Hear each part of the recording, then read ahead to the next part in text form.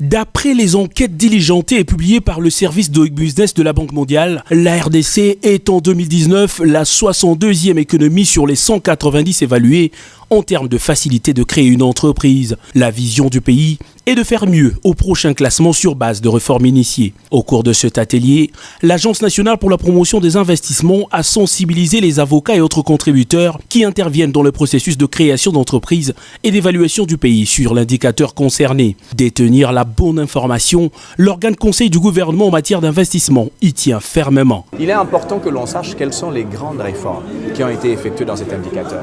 À une certaine époque, pour créer l'entreprise, on passait des mois, et j'allais dire voire même une année, et on payait un gros montant. Je ne le cite pas ici, mais aujourd'hui, la grosse réforme déjà, c'est sur la question du montant. La réduction, aujourd'hui, on est pratiquement de $80 à $70 et même $30 pour les personnes physiques. La présentation du directeur général de l'ANAPI a laissé place à une série d'interventions sans langue de bois en présence du directeur général adjoint du guichet unique de création d'entreprise. Moi, j'ai bénéficié de la création de quelques entreprises qui ont été gérées dans mon cabinet en quelques jours, notamment 3. Ceux qui fustigent le nombre de retards, le nombre de jours qui n'ont pas été respectés, ont leur, position.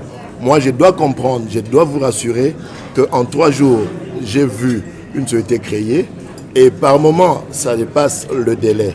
Ce qu'il faut compter, c'est la bonne foi de ceux qui travaillent pour que ces domaines soient réformés. 6 contributeurs ont avoué qu'il est vrai et vérifiable de créer son entreprise avec $80. Il est autant important de souligner que la Banque mondiale n'évalue que les entreprises situées dans la plus grande métropole d'affaires de l'économie en études, comme Kinshasa pour le cas de la RDC.